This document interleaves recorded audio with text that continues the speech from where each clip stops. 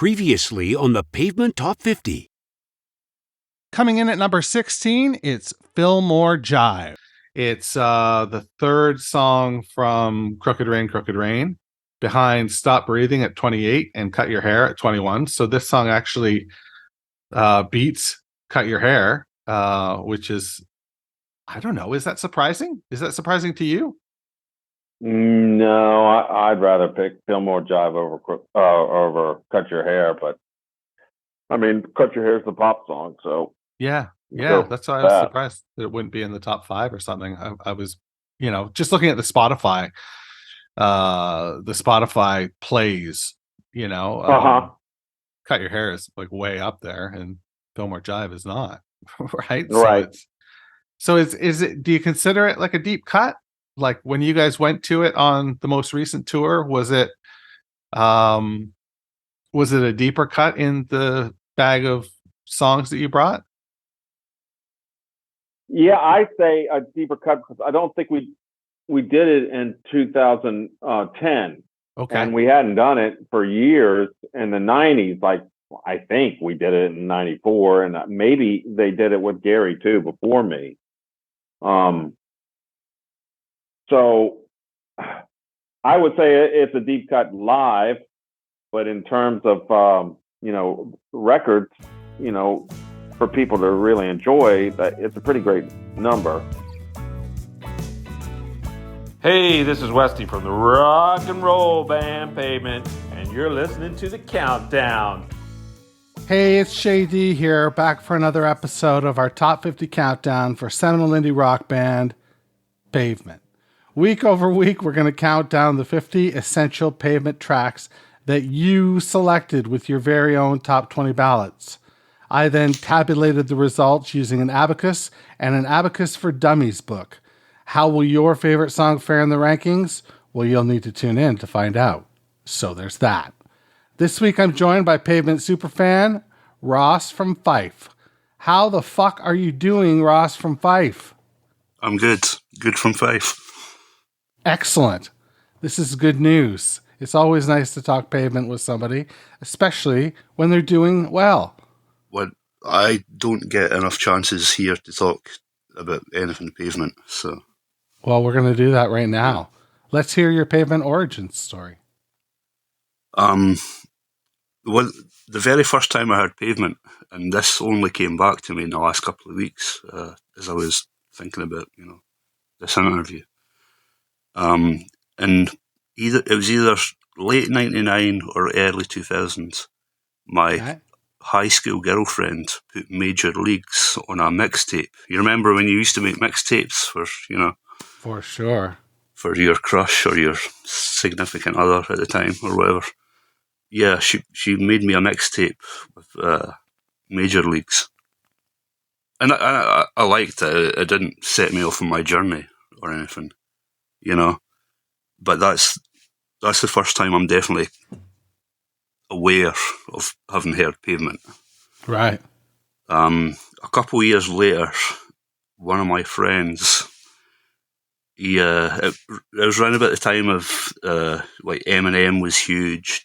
Dr. Dre had just released 2001.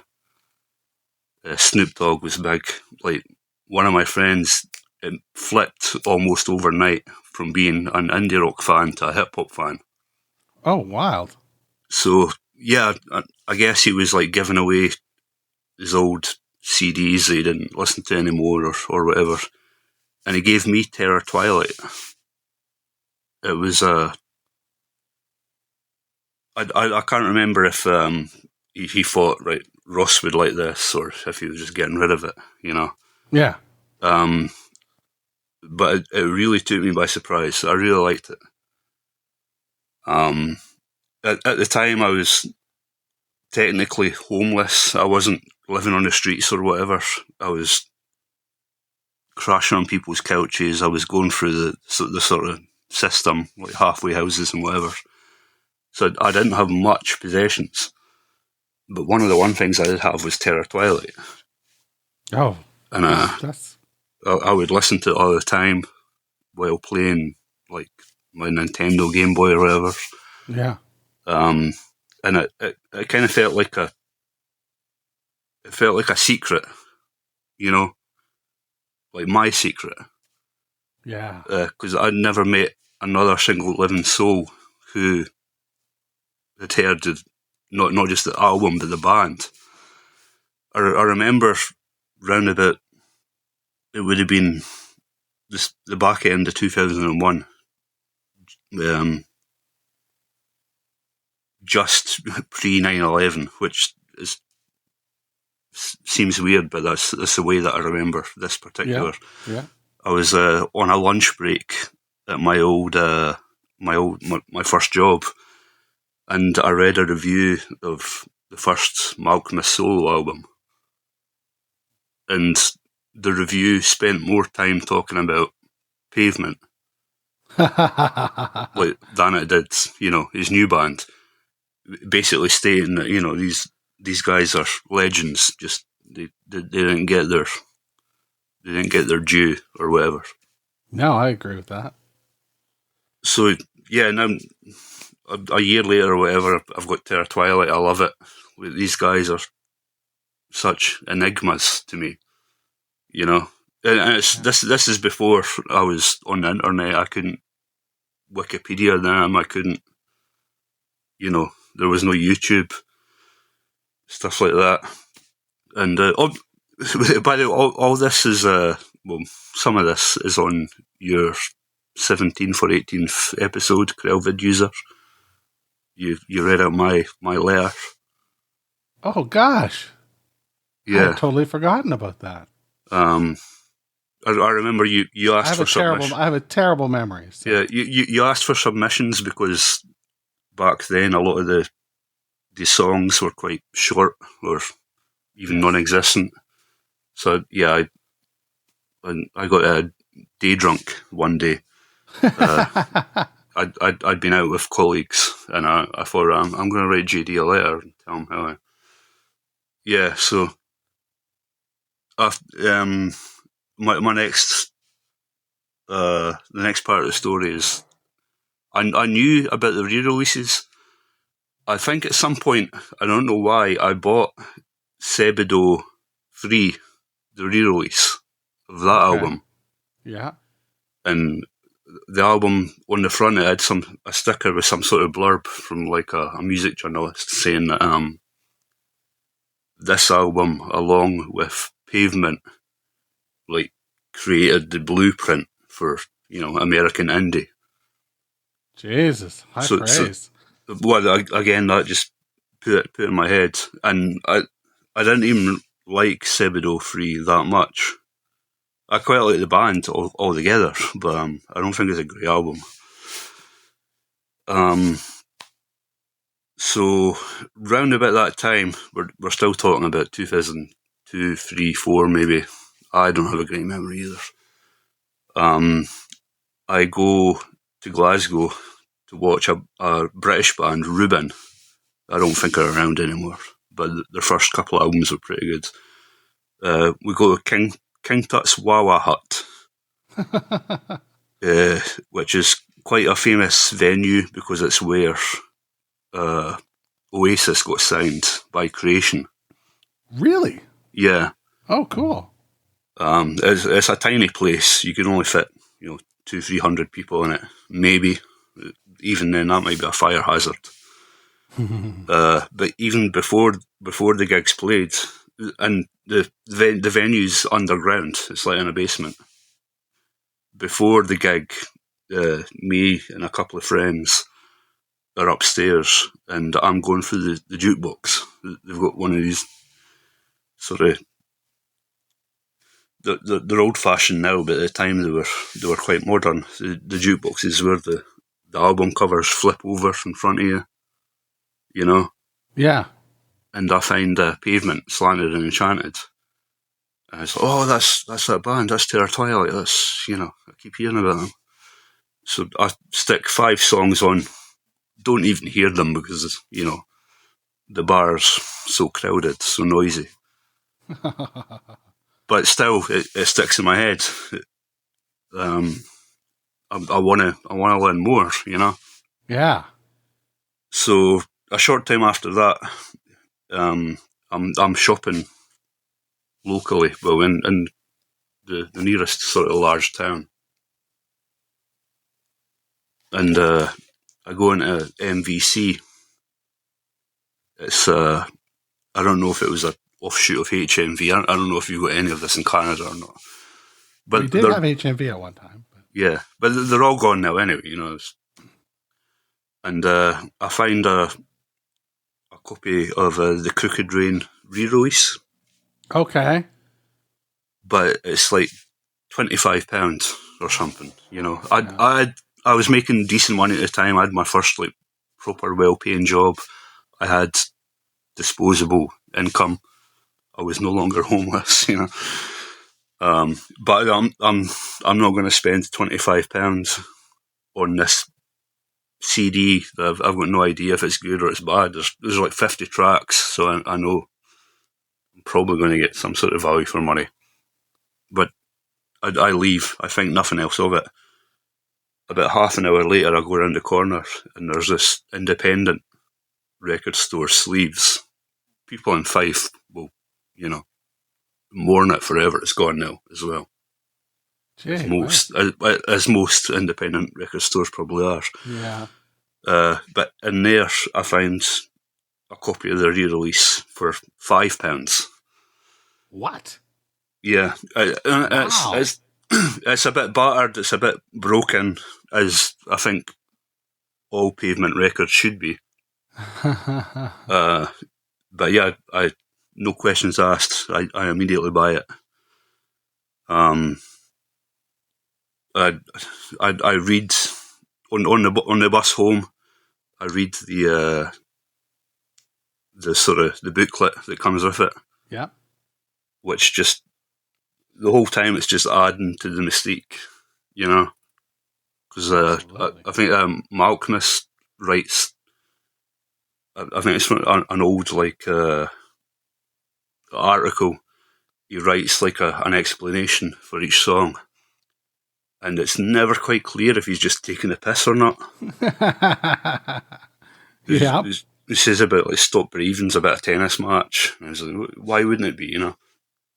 So, yeah, that night, is a Saturday night, it's burned in my memory.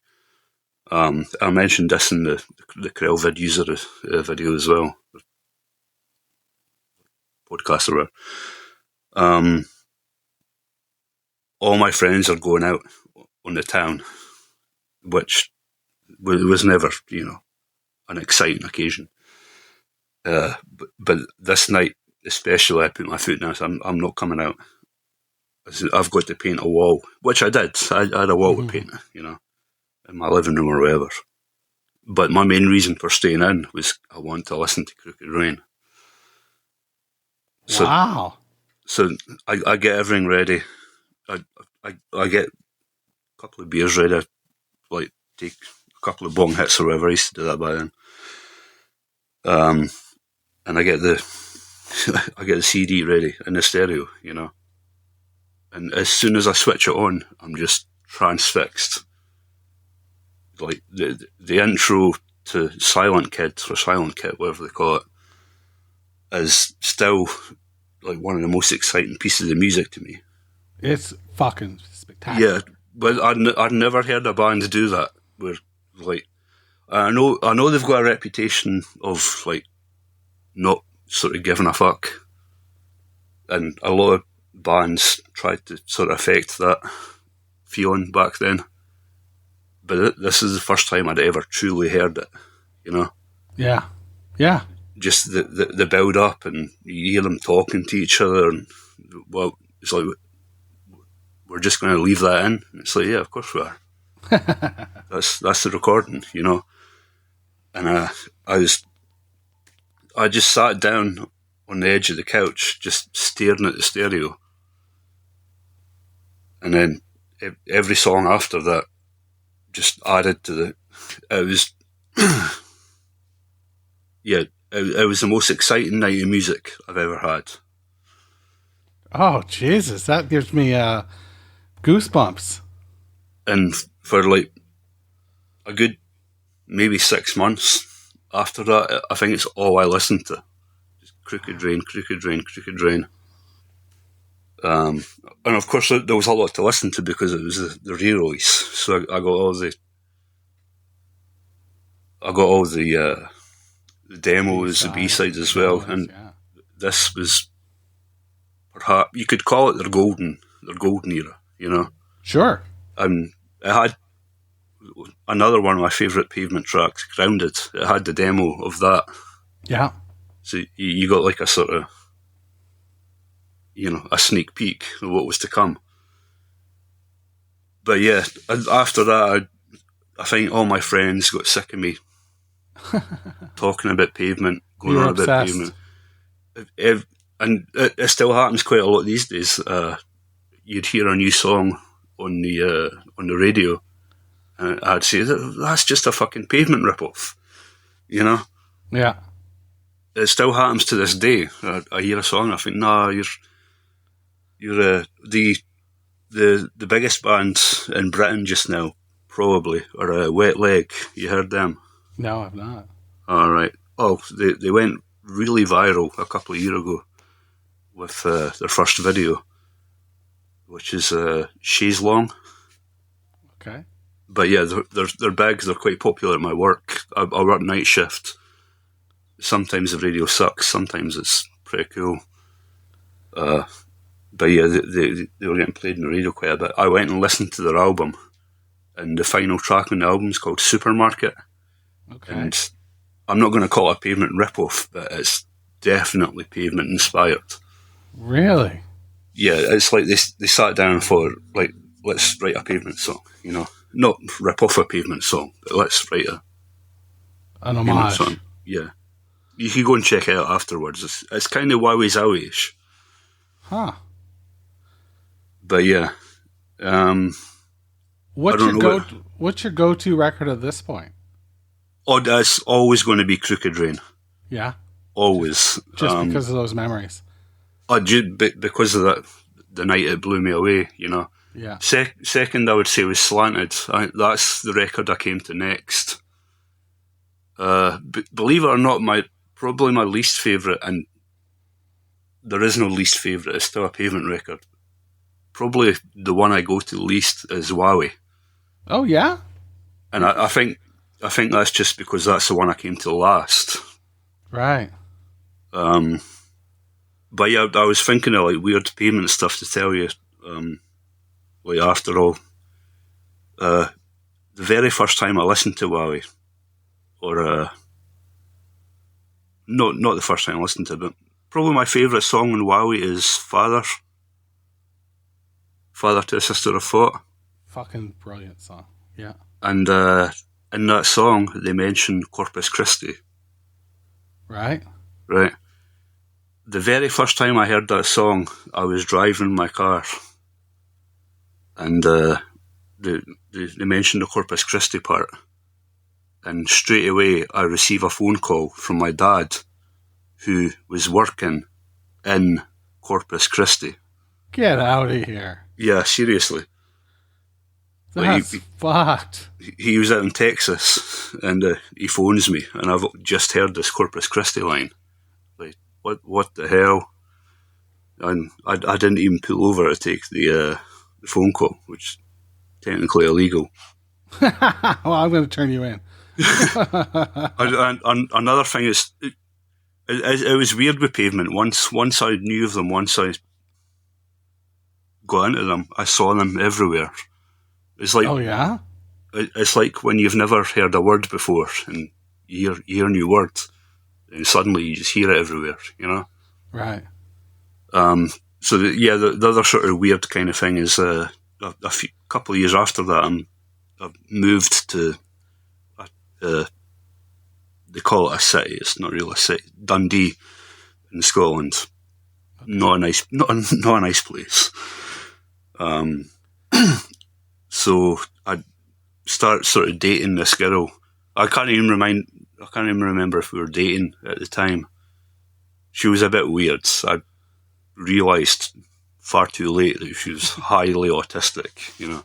Oh no. But we were maths students, so that comes with the territory. And one of the weirdest things about her is she was obsessed with this cartoon from the 90s, Space Ghost. Okay, yeah. So one day we go out for coffee, and just before we go to the coffee shop, I go and buy the Brighten the Corners re-release. And what are the last two songs on it? The Space Ghost theme. Space Ghost theme, yeah. Yeah. So I think that made her like me more, you know, so it went in my favour. Nicely done. Well, what do you say we get into listening to track number 15? What is that? Well, we're not going to tell you until after this break. Okay. All right, we'll be right back. Hey, this is Bob Nastanovich from Pavement. Thanks for listening, and now on with a countdown. 15.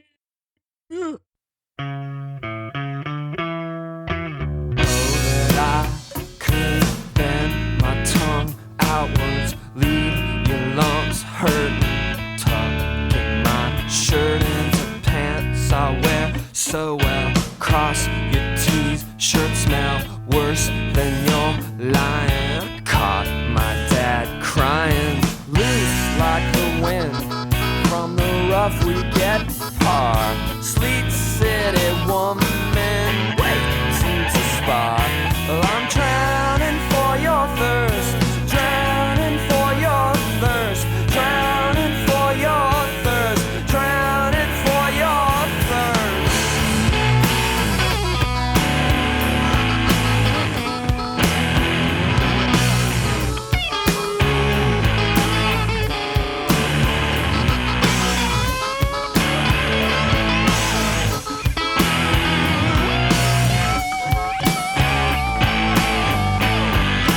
Getting off on the candelabra, we call her Barbara, reading like lava, she rabble-rising, dental surf, combat, get out those hard hats, and sing us some scat. Late lovers gush, chain and perfume, I don't need a minister, call me a groom, but I'm rattled by the rush, rattled by the rush, rattled by the rush, rattled by the rush.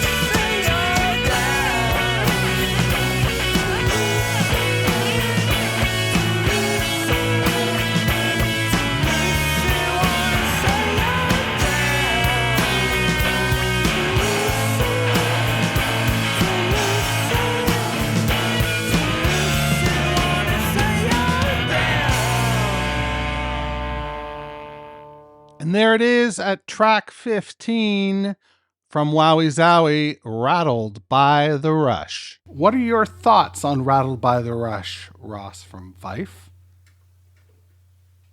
Well, I already said that since I came to it last, Wowie's not my... Yeah. Wowie's not my jam. I love it. It's still a Pavement album. It's never the one that I go to. Right.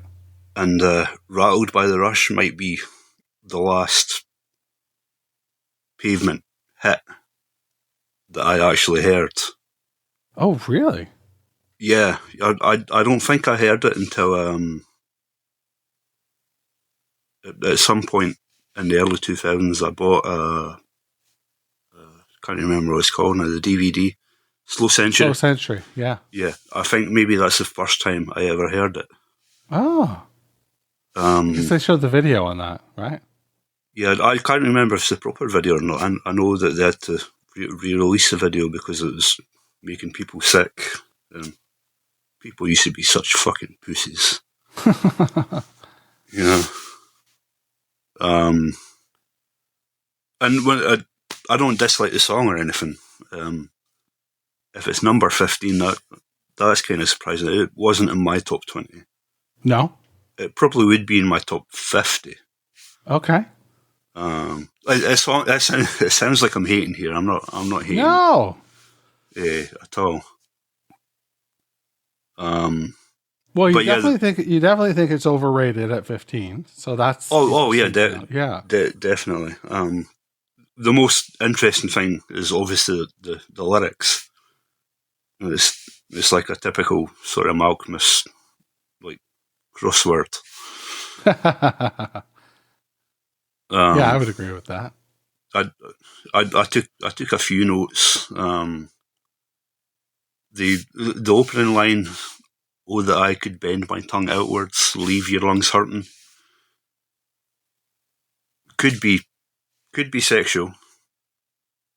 It could also pertain to that tongue trick thing where people can like fold their tongue up, you know. Oh yeah. I did a little research, and apparently 73% of adults can do it. I cannot do it. I can't either, but I've learned that you can teach yourself to do it. Oh, really? Yeah, I work night shift, so you've got to find ways to pass the time. Yeah, exactly. And that was a thing that was going about at work a couple of years ago. Everybody asking, can you do it? Can you not? And I can't do it, but I have learned that you can teach yourself. But you haven't taught yourself. Well, I got halfway there, but I forgot to keep like doing it. You know. Gotcha. It was never. Maybe if I'd put it together for a Pavement song, that would have helped. After that, we've got "We'll leave your lungs hurting, tuck in my shirt and pants I wear so well, cross your t-shirt smell." That's just good Malcolmist wordplay, right? Yeah. Maybe there's a specific meaning. Obviously, there's a theme there, clothing. After that, we come on to the best line in the song, maybe the best line in Pavement's entire discography. "Caught my dad crying." Yes. Like, I wrote down here, maybe it's better we don't know what it means. Yeah? Yeah, I mean, I don't think for a single second Malcolmus walked in on his dad crying. But just the imagery, the thoughts. It's heavy, yeah. The crucial word is caught. He could have said saw my dad crying, could have said found my dad crying, but he says caught. Right. Like it's a bad thing, you know. So, yeah, God knows what to say about that. It's just a great line, you know. I agree. After that, we've got "Loose like the wind from the rough we get part." This is one of my favourite things about Pavement. They like to make sports metaphors. They do. Yeah. And we've got a whole song about sports and London Lions. That was in my top 20. We've got Bring On the Major Leagues, or possibly their biggest hit. Yeah. But also just the line from the rough we get par. That would indicate to me, like, after a bad start, things have turned out all right. And I know there's a prevailing feeling that the whole song is about their career, where their career is taking them. Didn't know that. No. Well, just the whole Rattled by the Rush. Yeah. Like, just them being affected by whatever level of fame they built up to that. Like, I didn't hear Pavement until 99, so I didn't get to witness the ascent or the rise or whatever. Right. You know? Right. But yeah, I've heard in doing what a little research I did that the whole song was about their, them struggling to cope with, whatever. The rise to fame. Yeah. And I do know from reading the liner notes and in both Crooked Rain and Tawawi re-releases, that they were kind of fighting back against it. Maybe not fighting back against it. I think that gets overplayed sometimes. But I think Mark must has explained, maybe on Wowie or the Crooked re-release, that they were kind of scared. Well, how could you not be? They were like a couple dudes from Stockton, that recorded some noise art, and next thing you know, Cut Your Hair comes out, and that I would say is the biggest song. You said major. Oh yeah, yeah, definitely. And I think at the time as well, it was just a really big time for music. Yeah. A lot of majors were looking for the next Nirvana. That's right. Pavement were never going to be that, but they could have filled a hole, filled a gap. Spin Magazine named them the best band. The best album of 1992. Before the album even came out, right? Enchanted, yeah. Yeah. No, it had come out. It had come out. It'd come out. It was the number one record of the year for 1992. So they came with a lot of buzz, like a lot of buzz.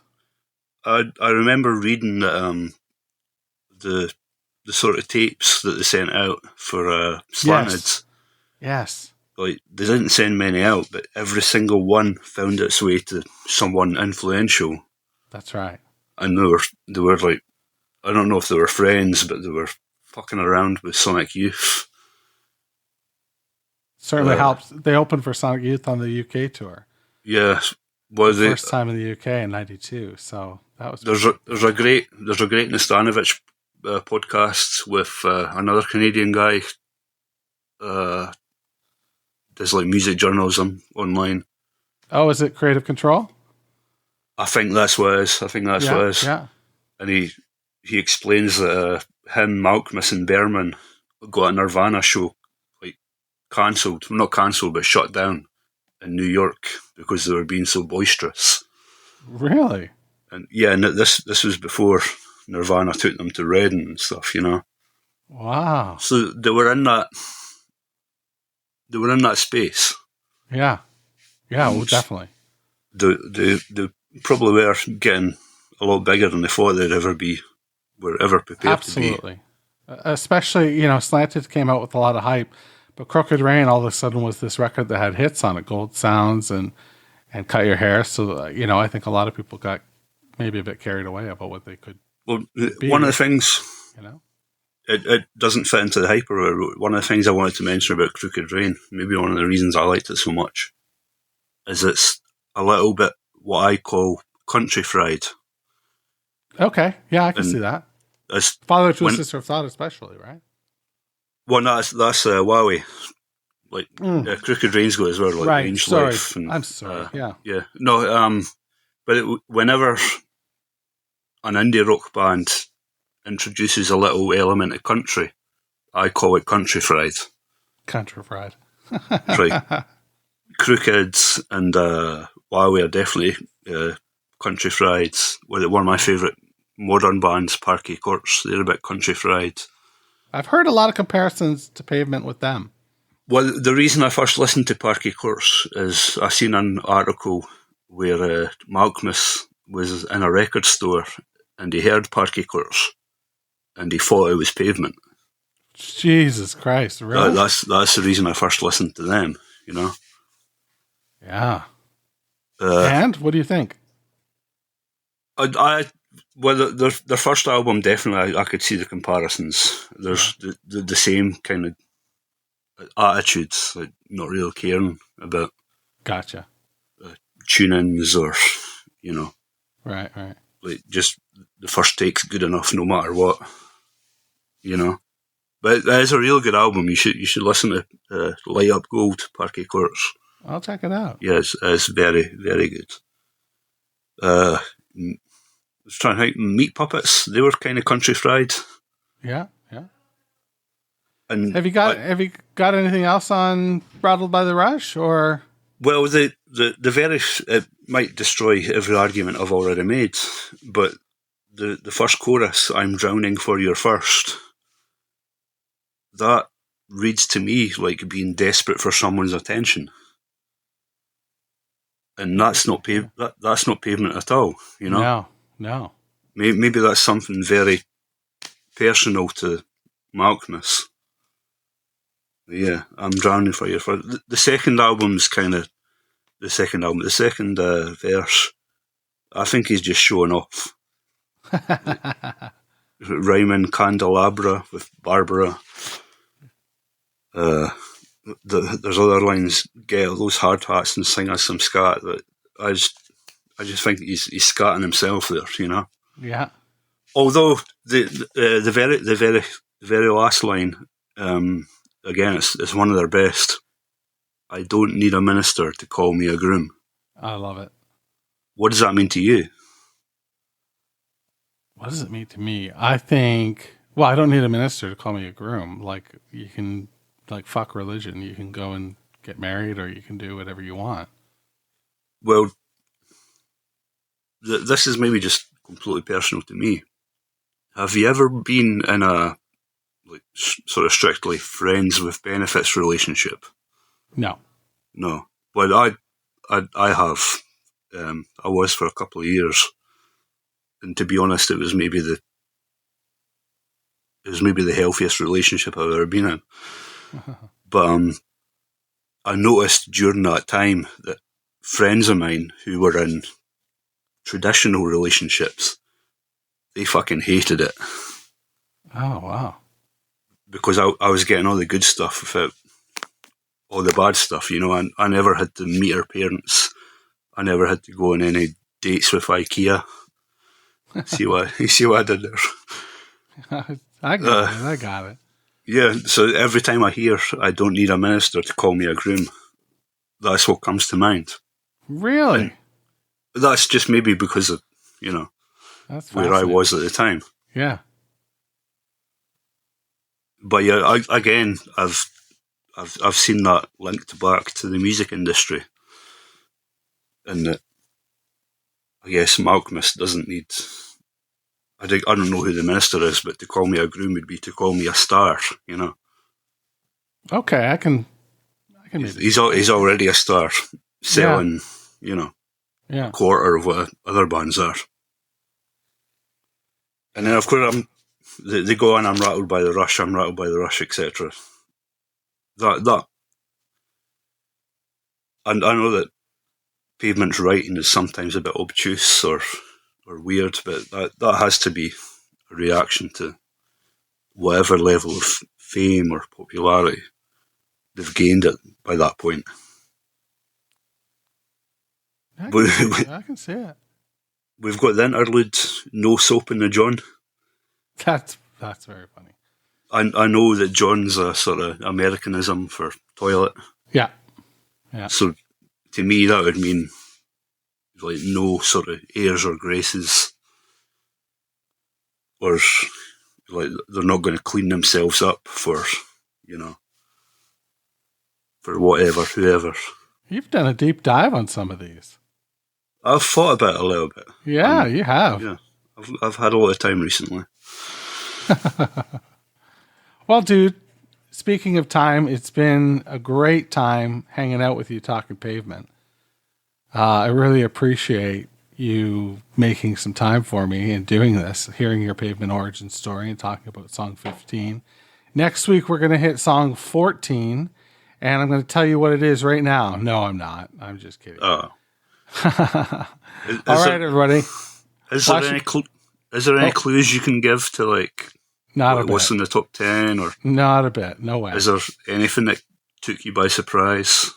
It all took me by surprise. All right. So far, yeah. We're going to, at the end of the series, we're going to do some sort of roundtable with people who haven't got a chance to be on, and they will discuss the list as a whole, because they'll have the entire list at that point. It's difficult, recording this. Yeah. And you don't know, all the songs that come before it. But hey, I should part of the game. I should point out that with my whole Crooked Rain experience, Gold Sounds is my number one favourite song from anyone of all time, and it's probably never going to change. It's a fucking great song. Yeah, and if it's not number one, I'm going to riot. All right, dude. Talk to you soon. Wash your goddamn hands. Thanks for listening to Meeting Malcolmus, a Pavement podcast, where we count down the top 50 Pavement tracks, as selected by you. If you've got questions or concerns, please shoot me an email, jd@meetingmalcolmus.com.